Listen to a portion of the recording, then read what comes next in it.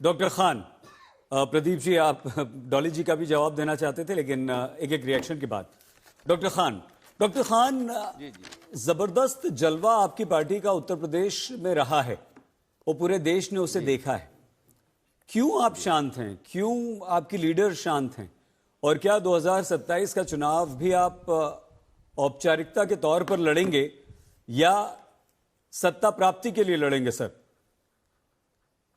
नहीं सईद भाई, देखिए बहन कुमारी मायावती के शासनकाल में आज भी लोग याद करते हैं जब हाई कोर्ट का एक फैसला आया था राम मंदिर के ऊपर, तो उत्तर प्रदेश में 144 धारा नहीं लगाई गई थी। अब कानून व्यवस्था बिल्कुल दुरुस्त था, आदमी से आदमी नहीं टकराए, साइकिल से साइकिल नहीं टकराई। एक्सप्रेसवे की बात कर रहे हैं, जमुना एक्सप्रेसवे बहुजन समाज पार्टी के शासनकाल में बना पहला एक्सप्रेसवे उत्तर प्रदेश में, पहला एक्सप्रेसवे रिकॉर्ड है कि बहुजन समाज पार्टी ने बनाया। गंगा एक्सप्रेसवे का भी शिलान्यास उद्घाटन किया था, लेकिन इन लोगों की सरकार आने के बाद उस काम को बंद कर दिया गया। सवाल इस बात का नहीं है कि आप क्या मैसेज देना चाहते हैं। आज जहां झगड़ा साधुओं और संतों के बीच में हो रही है, शंकराचार्य के सामने खड़े होकर के एक 20, 25, 50 लौंडे बुलडोजर बाबा जिंदाबाद, ये नया नारा आ गया उत्तर प्रदेश के अंदर, बुलडोजर बाबा जिंदाबाद। ये बुलडोजर बाबा क्या है, इसका बताएंगे ये भंडारी जी? बुलडोजर क्या है? आप कानून व्यवस्था को दुरुस्त कर नहीं पा रहे हैं। आप जो है रेप रोज हो रहा है, लड़कियों के साथ छेड़खानी रोज हो रही है, छिनैती रोज हो रही है, डकैती रोज पड़ रही है। आप खाली ये पहले कह रहे थे कि बटोगे तो कटोगे, मुसलमानों के लिए कह रहे थे, हिंदुओं के लिए कह रहे थे। अब हिंदुओं में ही बटोगे कटोगे कर दिया नारा इन्होंने। अब हिंदुओं को भी बांट रहे हैं, काट रहे हैं। ये संविधान की कसम खाकर हनुमान जी को दलित बताने वाला आदमी ये संत कहां हो सकता है? ये योगी कहां हो सकता है जो हनुमान जी को ही दलित बता दे, हनुमान जी को ही बैकवर्ड बता दे? ये चीजें झूठ बोल रहे हो, नफरत की बात है। नहीं अंसारी साहब, बात मेरी पूरी होने दीजिए, समाप्त कीजिए जल्दी डॉक्टर खान। योगी आदित्यनाथ जी की तरफ से हो रही है, ये निंदनीय है। और प्रधानमंत्री जी ने शंकराचार्य के मामले में क्यों नहीं चिट्ठी लिखा? क्यों वहां रोज दंगा की स्थिति पैदा हो रही है? क्यों ये कहा जा रहा है कि आपको हमेशा के लिए बैन कर दिया जाए?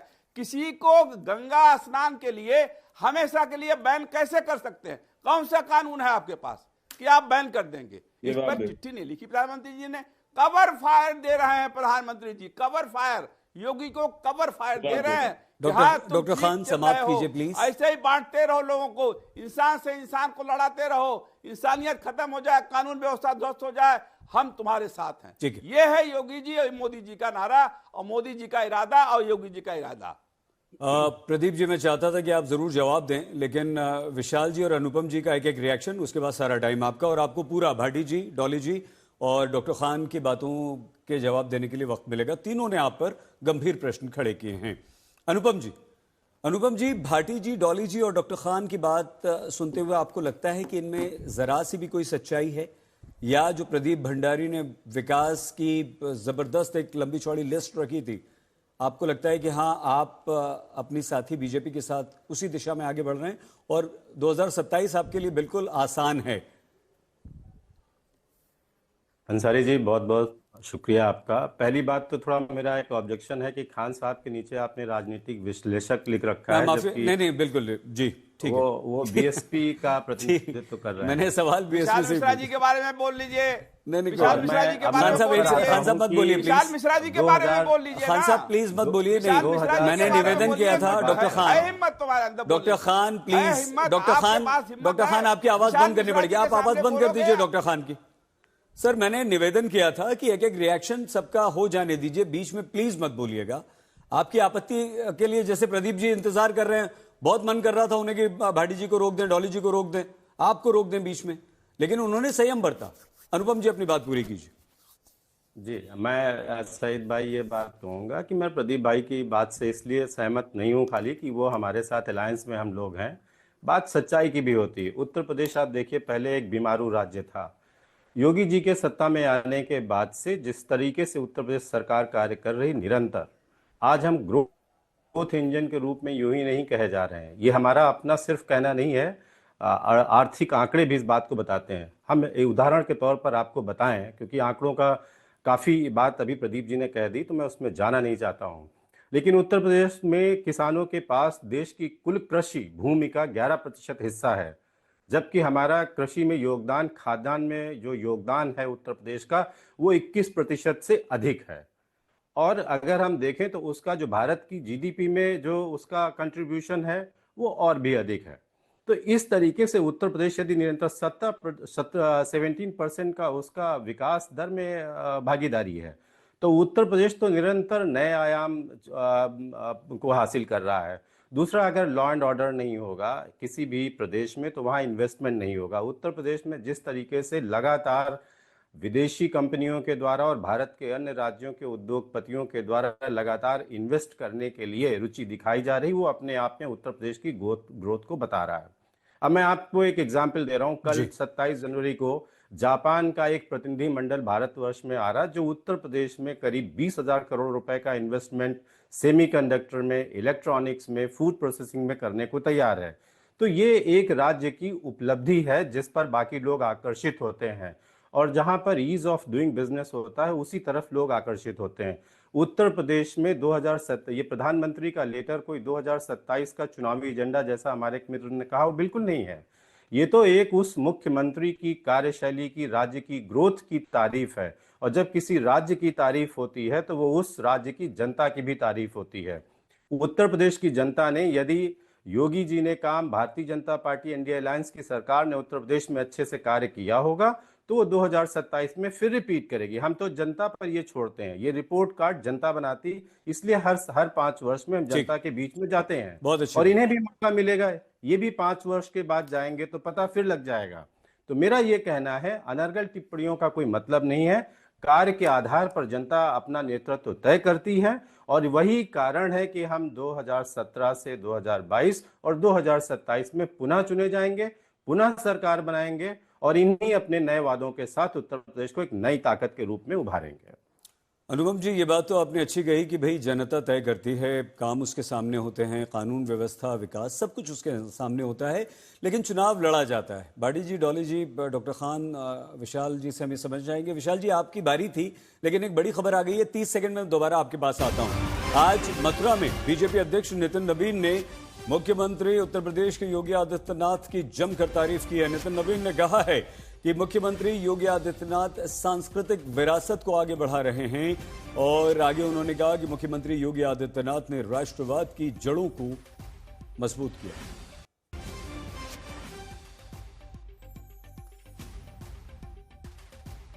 उत्तर प्रदेश के विकास में जिस प्रकार से काम हो रहा है, मैं माननीय मुख्यमंत्री जी को बहुत बहुत बधाई देता हूं कि जिस राज्य में बनारस से लेकर, हम कह सकते हैं अयोध्या से लेकर, और आज काशी की इस नगरी में भी, काशी के और मथुरा के इस नगरी में भी जिस प्रकार से सांस्कृतिक विरासत को आप आगे बढ़ा रहे हैं, निश्चित रूप से भारत का एक एक सनातनी व्यक्ति अपने आप पे गर्व करता है कि ऐसी सरकार हमने बनाई है जो सनातन के परंपराओं को जीवित रखकर आगे बढ़ा रहा है। माननीय मुख्यमंत्री जी, आपने केवल सांस्कृतिक विरासत को ही नहीं, सांस्कृतिक राष्ट्रवाद की जड़ों को ही मजबूत नहीं किया है, आपने उत्तर प्रदेश में विकास की गाथाओं को भी आगे बढ़ाया है। आज उत्तर प्रदेश में एक्सप्रेसवे की चर्चा होती है, चाहे वो यमुना एक्सप्रेसवे हो, चाहे कई और अन्य एक्सप्रेसवे। ये दिखाता है कि उत्तर प्रदेश विकास के पटरी पे अब देश के उत्तम राज्यों में ही नहीं, विदेश में जो ऐसी सड़कें दिखती थी, आज उत्तर प्रदेश में भी वैसी सड़कें दिख रही हैं। ये एक बड़ा श्रेय एनडीए की सरकार को जाता है। और हमारे साथ सभी मेहमान यहां पर बने हुए हैं। विशाल जी, चारों तरफ अब अगर तारीफ हो रही है तो योगी आदित्यनाथ की हो रही है, और इस तारीफ को विशाल जी आप किस तरह से देखते हैं? क्या ये उत्तर प्रदेश में बीजेपी की तरफ से एक तरह का प्रचार, चुनाव के मोड में आ जाना अभी से शुरू है? देखिए सईद जी, जिस उत्तर प्रदेश को सपा सरकार में, कांग्रेस की सरकार में बीमारू बना डाला गया था, जहां पर 63 एकड़ में केवल कूड़े का ढेर लगा था, आज वही उत्तर प्रदेश अपने सामर्थ्य और प्रतिभा से यदि देश के विकास को गति दे रहा है और उत्तम प्रदेश बनने की तरफ अग्रसर है, तो आप सहज ही समझ सकते हैं कि दर्द किसको हो सकता है। जिन्होंने नहीं किया, मैं सुन रहा था यहाँ पे, एक एक करके मैं तीनों लोगों के प्रश्नों का उत्तर दूंगा। सबसे पहले समाजवादी पार्टी के सम्मानित प्रवक्ता भाटी जी, इनसे इन्होंने भर्ती की बात की ना, और शायद लेखपाल की भर्ती का भी नाम लिया था। इनसे पूछिएगा कि 2831 पदों पर भर्ती घोटाला लेखपाल का किसके कार्यकाल में हुआ था। जाति देखकर, सिफारिश देखकर, पर्ची देखकर अपॉइंटमेंट जो इन्होंने पुलिस की भर्ती की थी, पूछिए ना उस पर क्या भ्रष्टाचार का आरोप लगा था। और अभी आदरणीय मुख्यमंत्री योगी आदित्यनाथ महाराज जी की सरकार में 60,244 अभी हाल में ही पुलिस कर्मियों की भर्ती की गई, जिसमें हमारे आदरणीय गृहमंत्री साहब भी थे। बात इसकी है कि इनसे पूछेगा कि सीएजी की रिपोर्ट आई थी, 97,000 करोड़ का घोटाला किसकी सरकार में हुआ था? समाजवादी पार्टी की सरकार में हुआ था। अभी ये कह रहे थे कि हिंदू मुस्लिम कर रहे हैं, पूछिए ना, दंगों की फेहरिस्त सूची होती थी।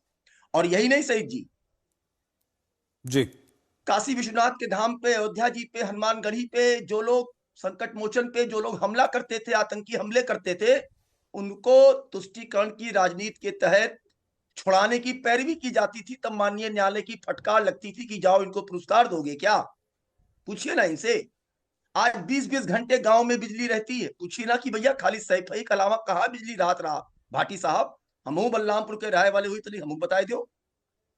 आगे चलिए, अभी बसपा के हमारे मित्र कह रहे थे कि बसपा सरकार में, इनकी सरकार में जो घोटाला हुआ, माननीय न्यायालय ने उसकी रिपोर्ट समाजवादी पार्टी की सरकार से में मांगा। मतलब देखिए ना कैसे सब बात कर रहे हैं। समाजवादी पार्टी की सरकार में पूछी कितनी नौकरी, भी बात कर रहे थे बेरोजगारी की, कितनी नौकरी दी थी? 1.38 लाख 2012 से 17 के बीच में। और बसपा की सरकार में मात्र 91,000। और यहां पर पिछले 8 सालों में लगभग 8.5 लाख से अधिक नौकरियां दी जा चुकी है। और 2026 की शुरुआत में 1.5 लाख नौकरी के लिए आदरणीय मुख्यमंत्री जी ने बैठक करके विभागवार 50,000 शिक्षा विभाग में, 20,000 रेवेन्यू डिपार्टमेंट में बाकायदा रिपोर्ट जारी कर दिया है कि जो जो वैकेंसी हो उसको भर लो। तो दर्द तो होगा ही। इनके जिले में, इनके कार्यकाल में केवल सईद जी, केवल और केवल 40 मेडिकल कॉलेज थे, जिसमें 17 सरकारी थे, 25 प्राइवेट थे। आज 81 है। तो दुगनी हुई कि नहीं हुई? और तो और सईद जी, per capita income Samajwadi party के कार्यकाल में मात्र 52,671 रुपया रहा। आज की डेट में भैया कितना है भाटी साहब? 93,514, जस्ट दुगना।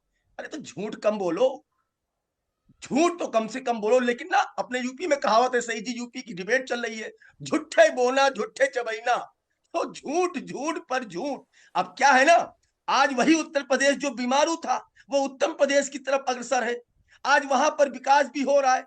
उसी 63 एकड़ कूड़ेदान को कंचन में बदल दिया, कंचन में, वर्तमान सरकार ने। तो इनको तो दर्द होगा ही। और तो और इनसे पूछे समाजवादी पार्टी के प्रवक्ता से, एक भी माफिया की एक भी एकड़ तो छोड़ो, 1 बीघा जमीन जब्त की गई थी ना। और अभी वो अतीक की जमीन को जो अतिक्रमण था, गलत तरीके से था, उस पर देखिए मकान बनाकर गरीबों को दिया गया। ये तो माफियाओं को पुष्पित पल्लवित करते थे, तुष्टीकरण की राजनीति करते थे।